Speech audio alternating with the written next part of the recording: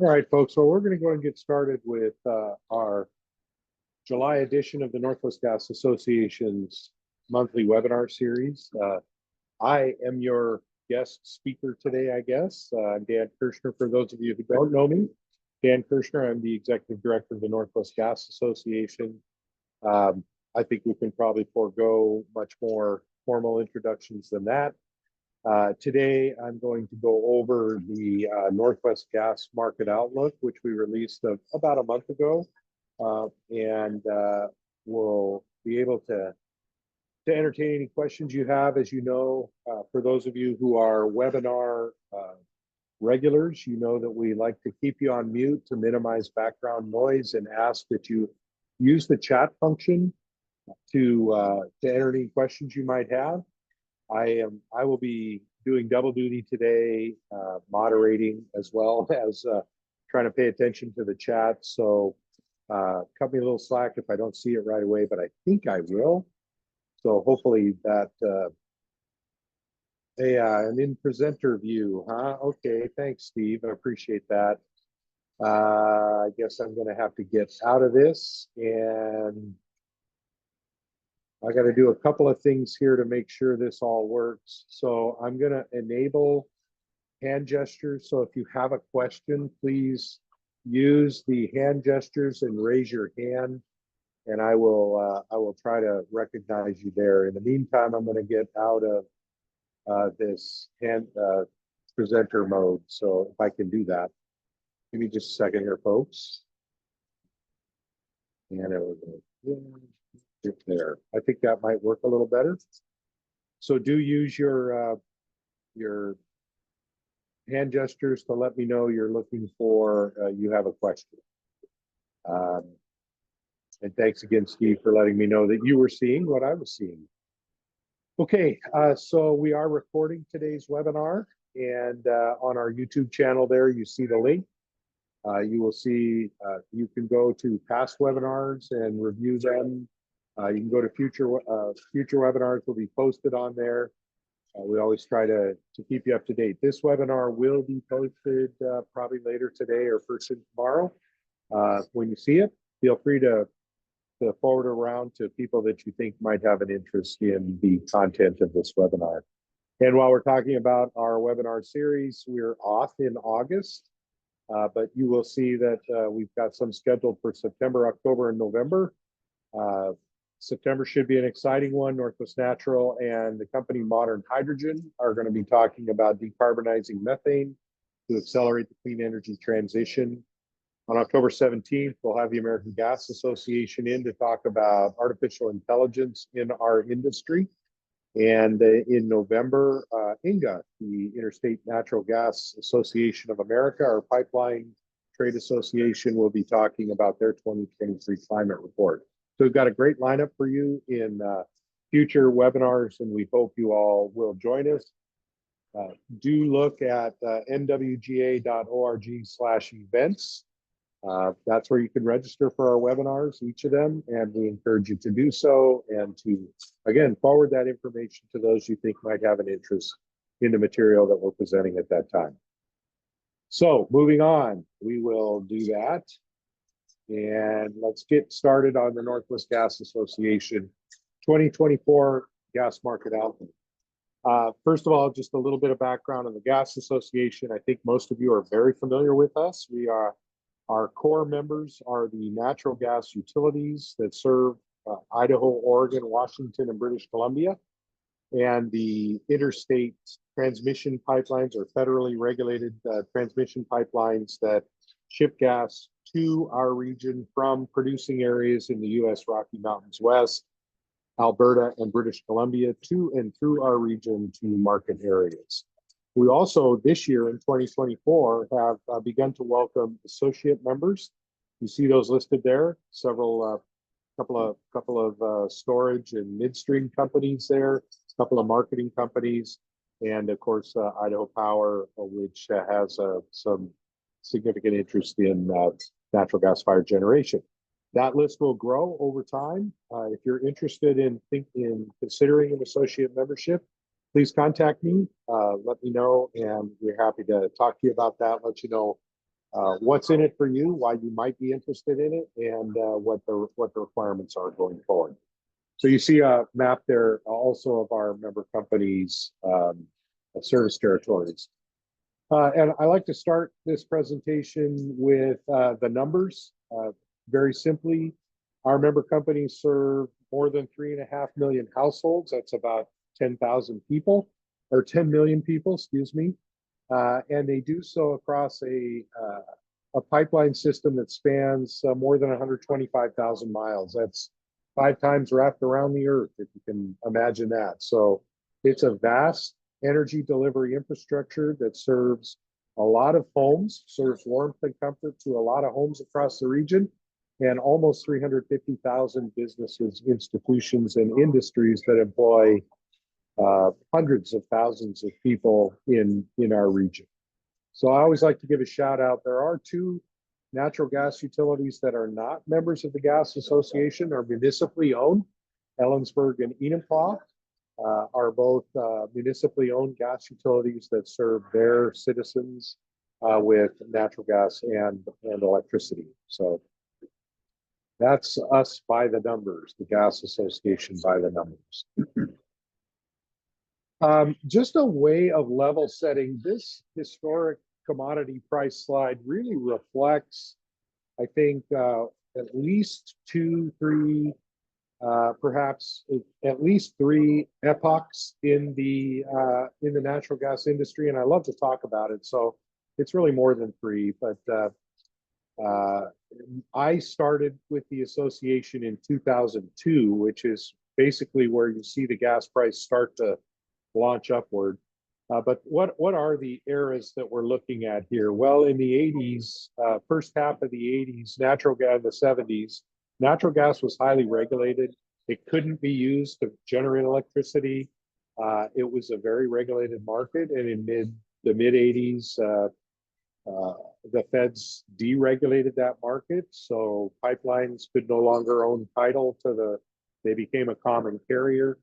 And anybody could access pipeline capacity subject to the rates that they were willing to pay. And you can see then the price, of course, of the commodity came down almost immediately upon deregulating the market, and stayed down through the 90s and early 2000s. As I said, I came to the industry in 2002, and I was right on the heels of the Western energy crisis. And what I heard from utility executives across our region was, holy cow, we need a lot more generation than we have. The Western energy crisis was at least in part caused by an effort to deregulate the electric side of the energy industry, and created some disruptions. And we found in a critical water year and a lot of things happening all at the same time in 2000, 2001, that the region was distinctly short of energy. And as a consequence, when I came to the industry, as I said, there was a lot of discussion around building new gas-fired generation. That was pretty short-lived. So that was my introduction. We need a lot of gas-fired generation. We don't really know where we're going to get the gas, but we got to build the generation. And then pretty much immediately in the winter of 2003, 2004, nationally, storage levels dropped dramatically through that winter. And it caused really an uptick, an ongoing uptick in the commodity cost. That's when prices really started elevating. And so around that 2004, 2005 period, suddenly we had an about face. Well, we built a lot of gas-fired generation, but really now we need to look at anything but gas-fired generation, because the price volatility, price risk was just too much to bear. And that's that first kind of peak you see happening around the first part of 2000, 2001, 2002, and 3. See it drop off a little bit and then start launching up there again in 2003. That's what I was just talking about. And then you have that giant peak. What happened there? Well, again, at this point in time, the industry is looking very carefully at price volatility risk, and that creates issues. We need to be thinking about how are we going to secure all the gas we need in this region? And at that point in time, of course, people were talking about perhaps building import terminals, liquefied natural gas import terminals. And 20% of North America's natural gas production, actually the US's natural gas production, 20% of it was sourced in the US Gulf of Mexico at that time. So fast forward then to that first, the tallest peak on this chart, that's 2005. And what happened in 2005 was Hurricanes Rita and Katrina came through the Gulf of Mexico and knocked out 95% of the natural gas production in the Gulf. Well, anytime you lose 20% of your supply and demand doesn't really adjust in the same level, you're going to see price spikes like that. Like you see there, Hurricanes Rita and Katrina, again, 20% of the supply effectively knocked off. The second spike there in 2008 was Hurricane Andrew, came through, took that production out as well. It was about that time that we started hearing about hydraulic fracturing and the ability to produce gas from shale. And really, from my perspective, our gas utilities, representing gas utilities, we were kind of hearing this stuff, but weren't sure what it meant or whether real volumes were going to start showing up in the market. And of course, in 2008 and 9, we saw two things happen. One, a lot of demand destruction occur, and at the same time, a whole boatload of gas coming to the market because now we're producing in real terms out of that shale resource. What happened since? So recall I said 20% of natural gas production was in the Gulf of Mexico in 2005. Today, that number is less than 5%. It's like 3% of America's production comes from the Gulf of Mexico. The rest is onshore production and not nearly as susceptible to especially weather disruptions from hurricanes. And so you see then the next era. So the first era is regulated gas through the 70s and 80s. The next era is unregulated gas through the mid 80s and 90s. And then you see this sort of inexorable price increase. Where are we going to get the gas we know we need, with a lot of production coming from offshore gas? And then you see this precipitous drop in gas prices. This is wholesale commodity price. And that's as a result of being able to produce from the shale. You can see those decadal averages there, $3.73 in 2020, $2 there for the whole decade of the 2010 through 2020. And that's really the era we remain in today, is this low cost, high volume scenario. Lots of gas available, relatively low cost, still subject to volatility, as that last spike shows.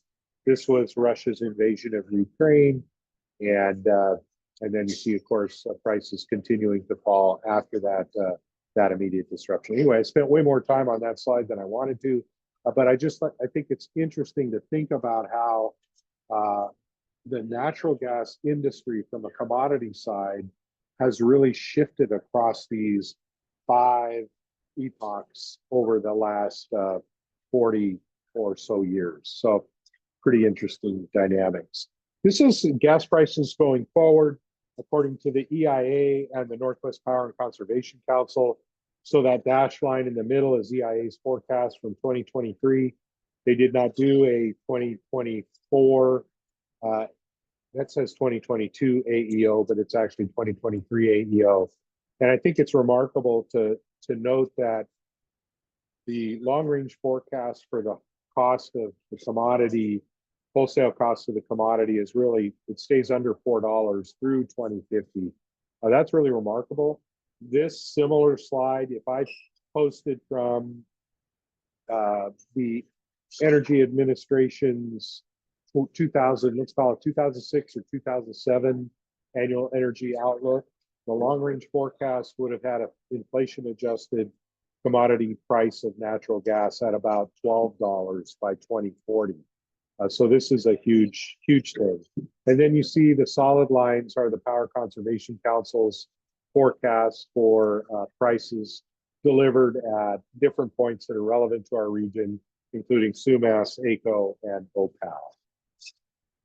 So a lot of gas, long range gas at pretty affordable prices going forward, staying fairly stable. This is the forecast from the EIA. So this is a national number, not a regional number, but this is their delivered energy cost. So this is delivered to the meter. And you can see the cost of electricity delivered to the meter, both for residential and commercial consumers, and the cost of natural gas delivered to a homeowner's meter, both homeowner and business owner there in those two slides. Again, I think the main thing to note here is that electricity runs about delivered electricity per unit of energy runs about 3 times the cost of delivered natural gas. And that while both are coming down a little bit, that trend appears to be holding up. I'll be interested to see the EIA's 2024 forecast, especially now that we're starting to see demand for electricity really skyrocket. And I don't know what implications that has for the cost of delivered energy, but it'll be interesting to note that. So maybe I'll just stop here and see if any of you want to raise your hand. Here we go. Okay, the chat is working there. I can see it now. Okay. All right. Well, we'll keep moving on. This is delivered energy in Oregon. Again, this is EIA numbers. These are EIA numbers. So you see the trend just continuing to increase there. And it's a similar story to the previous slide, which was national in scope. We need to focus a little bit on historic demand for natural gas. Many of you have heard me talk about this in the past. You see down there at the bottom, the green segment of the column is residential demand for natural gas, and it's quite variable. Hasn't really grown. There would be a trend line of growth. The trend line would be upward sloping, but not dramatically. But it's pretty variable because that's a very weather dependent load. Commercial, similarly, not much growth, also variable.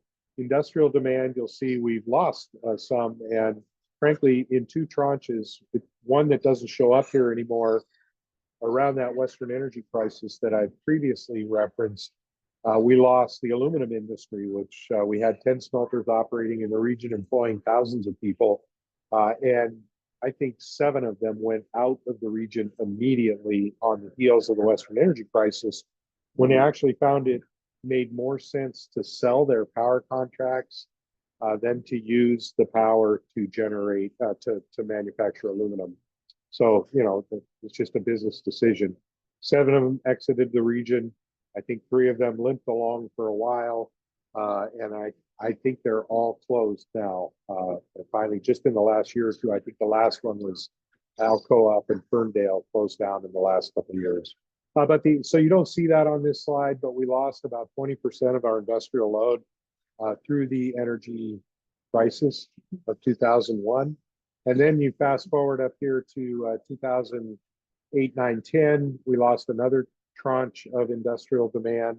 That was really on the heels of the Great Recession, and that was, for the most part, pulp and paper. We shuttered a handful of plants in the region, and some other industrial demand we lost. But the other thing to really remark on this slide, I think, is really the yellow at the top. That's the gas that we use in the region to generate electricity.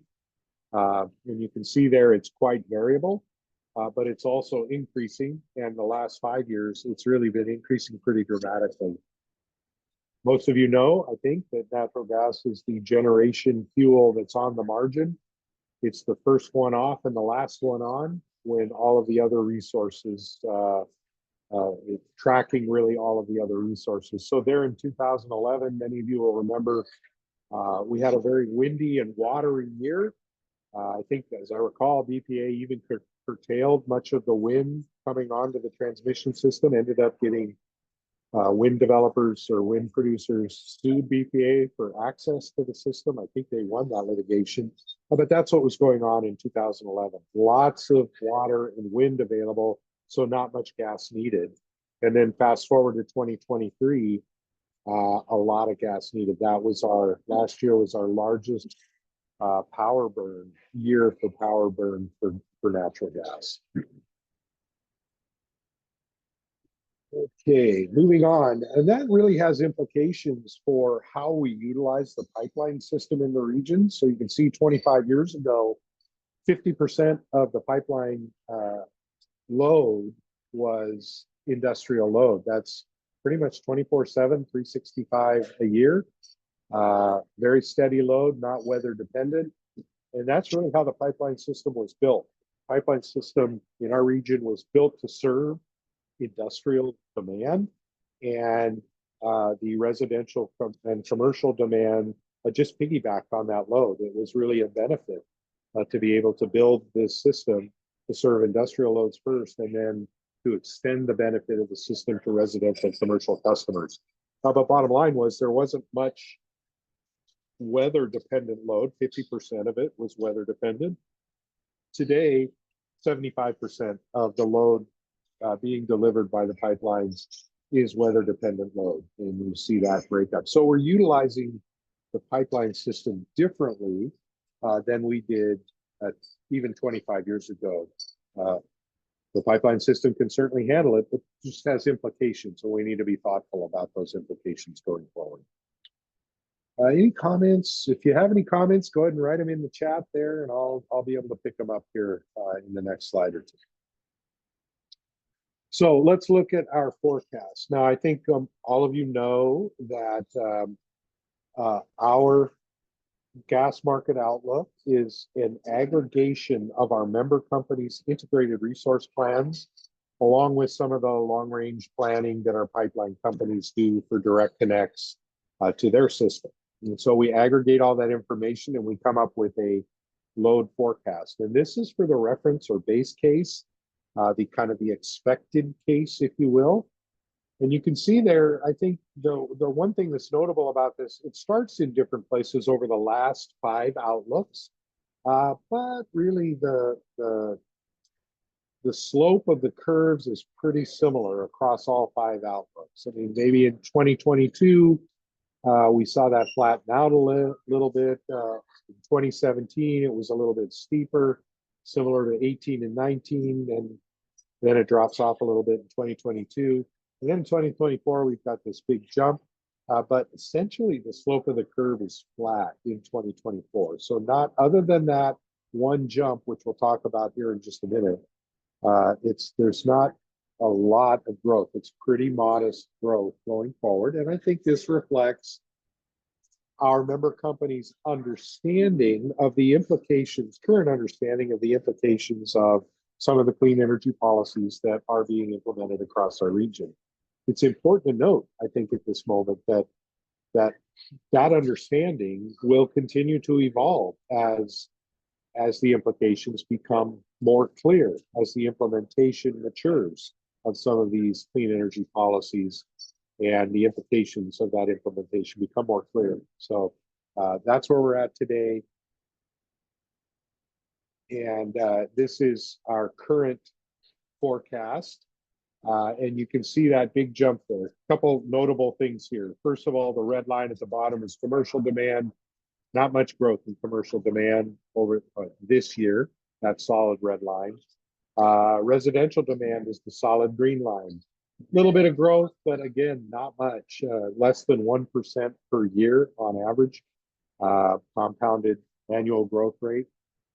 And then the blue line is industrial demand. Well, that's one project that reflects the wood fiber liquefied natural gas export terminal coming online in about 2026 or 7. And that facility is located in Squamish, British Columbia, just north of Vancouver, a little ways, kind of between Vancouver and Whistler. And that's about 300 million decatherms, 300,000 decatherms a day. it's a 300 million cubic feet a day, if you will. And that's a big load coming on. That's what's going on there. Other than that, however, there's not a lot of growth in the industrial space. In fact, if we took that out, it would be flat, maybe even declining a little bit. But the other notable thing here is see that dashed line, that dashed orange line kind of in the middle of this chart. That was our forecast for power generation for gas as a fuel to generate electricity in 2022. And it is downward sloping. It's a straight line down. That was the first time we had seen a decline at all in generation demand for natural gas. And it was pretty remarkable because we've been doing this for 15 years or more. And every year prior to the last iteration of the outlook, we saw growth in demand for gas as a fuel to generate electricity growing. In fact, growing pretty significantly every year, pacing really the overall growth of gas demand in the region until the 2022 outlook when we saw this decline. Makes perfect sense. New policies have been enacted, the Clean Electricity Act in Oregon, Clean Energy Transformation Act in Washington, other things going on there. And so this reflected, again, I think a simple understanding at the time that these clean energy policies were going to have an impact on gas for generation. You see our most recent forecast looks a little different. It's a little more nuanced. And this goes back to the point I made on the previous slide. As we gain an understanding as policies are implemented and we gain a better understanding of the implications of those policies in the real world as they're being implemented, our understanding becomes more nuanced. And I think this year's forecast for gas for generation is a more nuanced approach. It's going to grow for the first 4 or 5 years of the outlook as additional coal units come offline, and then it will tail off over the last half or 6 years of the forecast as those policies, clean energy policies, really take root in the region. I'll be interested to see what we come up with the 2026 outlook, and as our understanding of those implications of those policies becomes even more nuanced, how this evolves, if at all. But the main point here is, we have a different understanding of the implication of those clean energy policies today. It's a more nuanced understanding than we had even 2 years ago. Let me pause there and just see if there's any questions. None in the chat yet. I just want to give anybody a chance to pop in if they like. I'm going to keep plowing on. I'll check back on the chat in just a couple minutes here. Now, this is our design day forecast. And I think the most notable thing about this, again, is similar to what I said when we looked at the base forecast. The slope of the curve is the same until this year. Starts at a little bit different places every year, but for the last 4 iterations of the outlook, the slope, in other words, the projected actual growth rate, looked pretty much the same.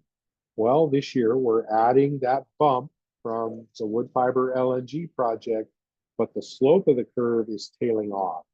And I think that's again a more nuanced understanding of perhaps changing weather patterns in the region or the implications of those clean energy policies that we talked about previously.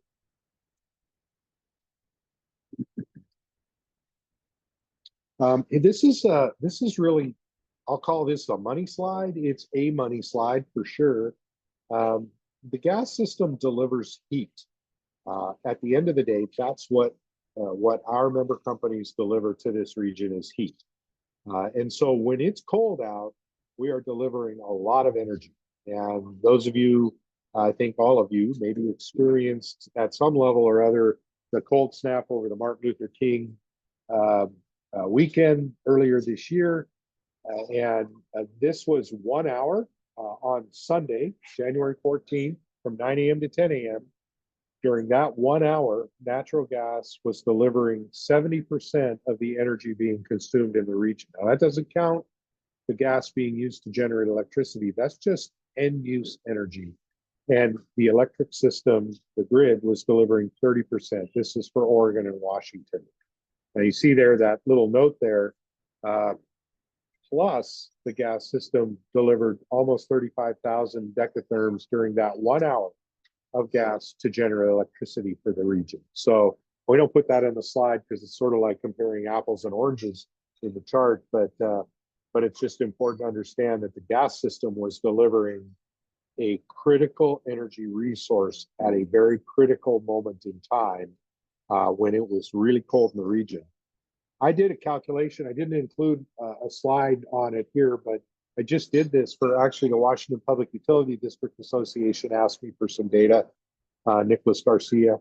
And he asked me, what did the same hour look like the Sunday before? How much gas was being delivered?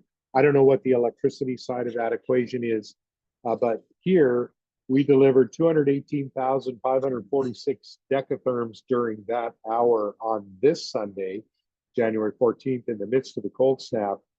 The prior Sunday, which was much closer to normal, maybe even a little warmer than normal, delivered about 100, I think it was 140,000 decatherms, or almost 50, well, this day is about 50% more than that day was. So really important energy resource on for those extreme weather days. And I do have a question here from Ann Donnelly.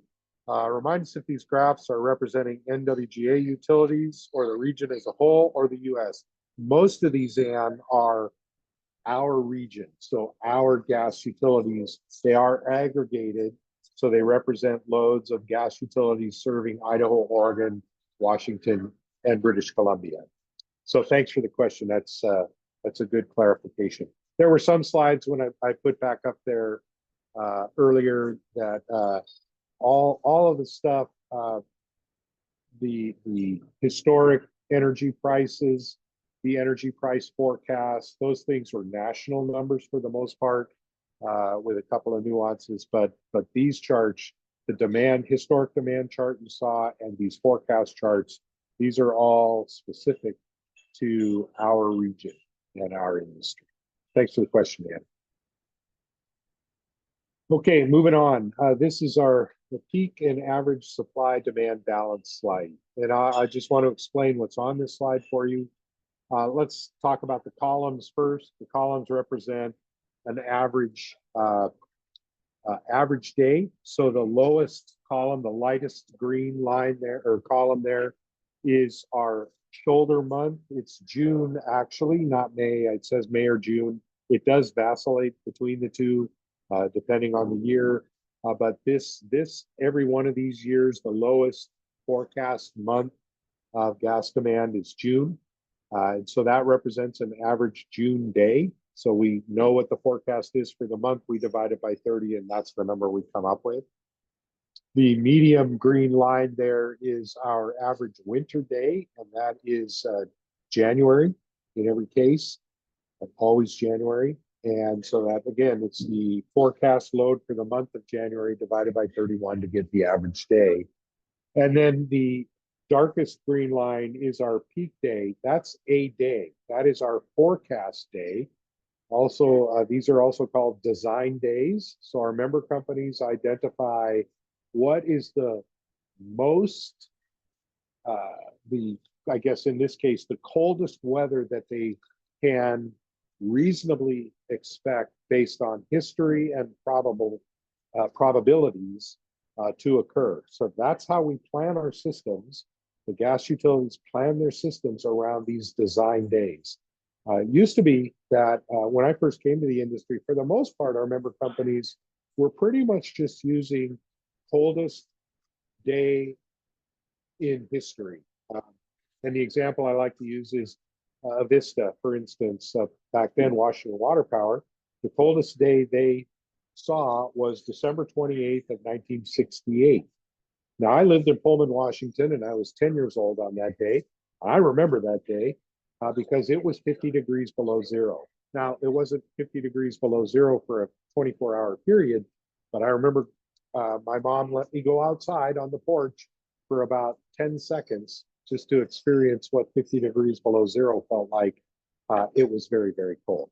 Now they don't, that's simply a part of the process today. So history's part of it.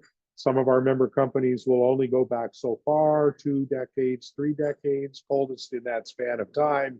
But probabilities are increasingly a part of this. So like a 5% probability of occurring. Again, each of our member companies does it a little differently, but the principle is we're trying to identify what is the worst case scenario we can be expected to serve, and we have to build our systems to deliver the last molecule that we know will be expected. That's that top, that dark green column.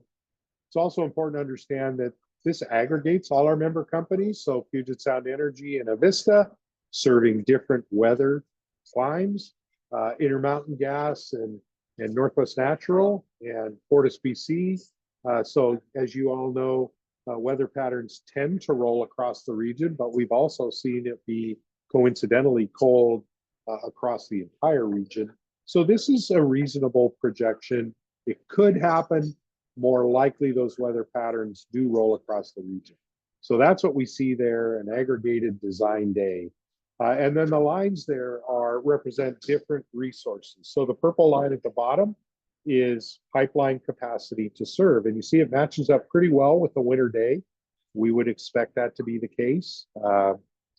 And then the blue line there in the middle, that's underground storage. That's the storage capacity that is delivered, the storage deliverability from Jackson Prairie near Chehalis, a little bit south of Chehalis, a big underground storage facility that could deliver a little over 1 billion cubic feet a day at first of season deliverability rates.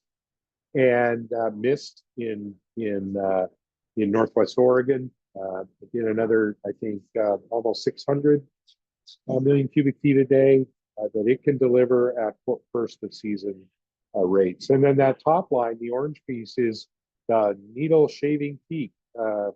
That's our above ground storage facilities. We have a handful of them in the region. Newport LNG, Portland LNG, Plymouth LNG, which is for those of you that have ever crossed the Columbia River at McNairy Dam across Highway 82, Interstate 82.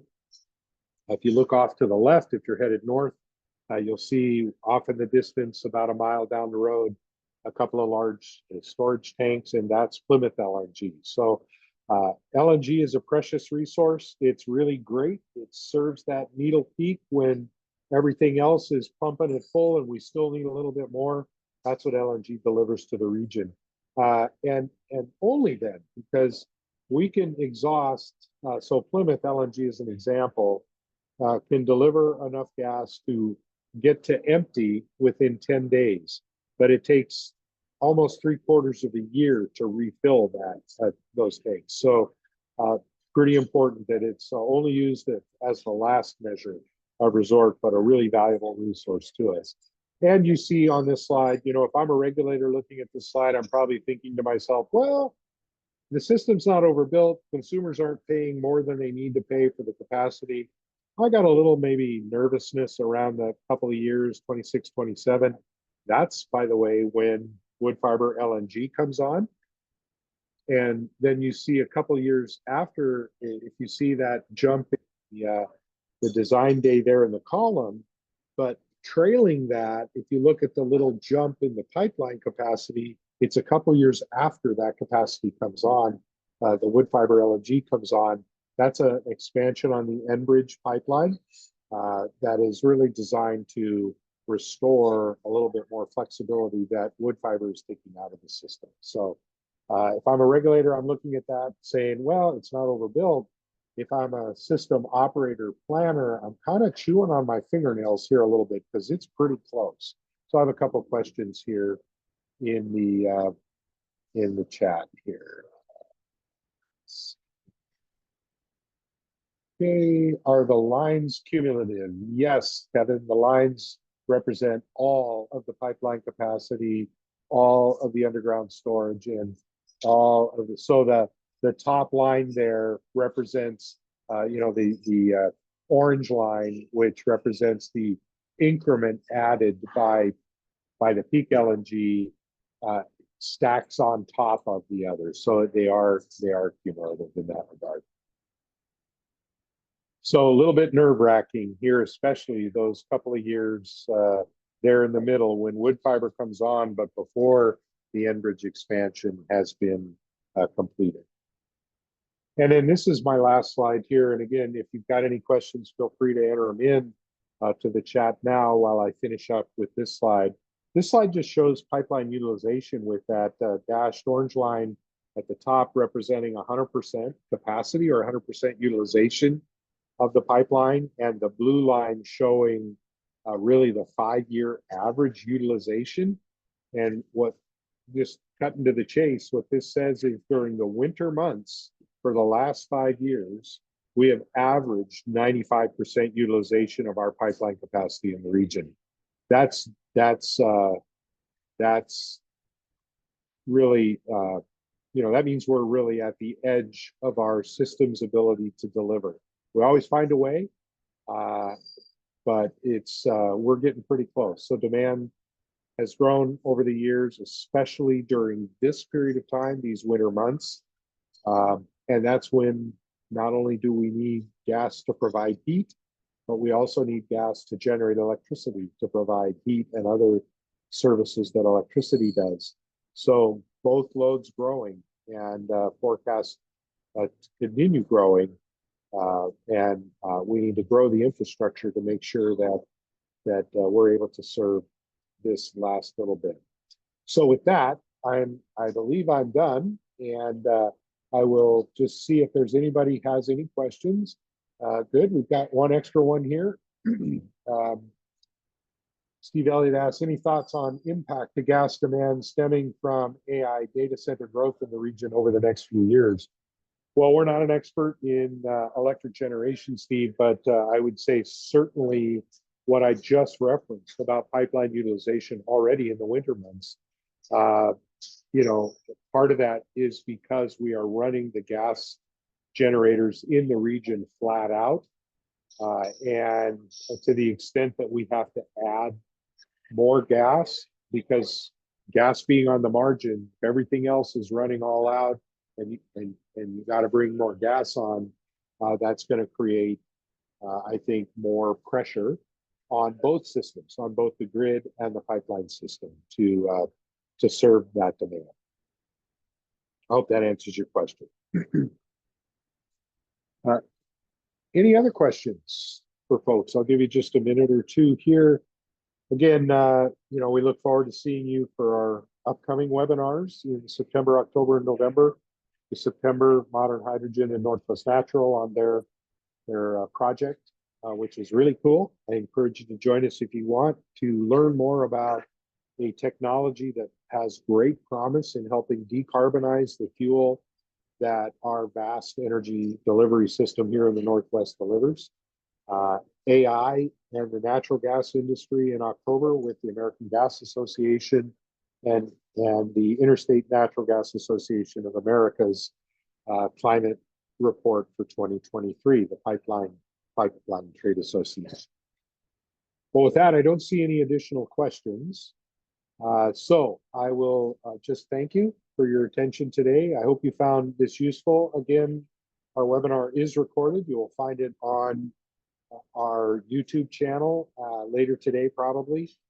If you want a copy of the slides, we're happy to provide these to you. Our Outlook study is also posted on our website. And so under the resources and data tab of our nwga.org website, so you can download a copy of the Outlook up there. We're also producing some summary fact sheets on that, and you'll be able to find that up there in the next little while. So with that, I will wish you all a great day,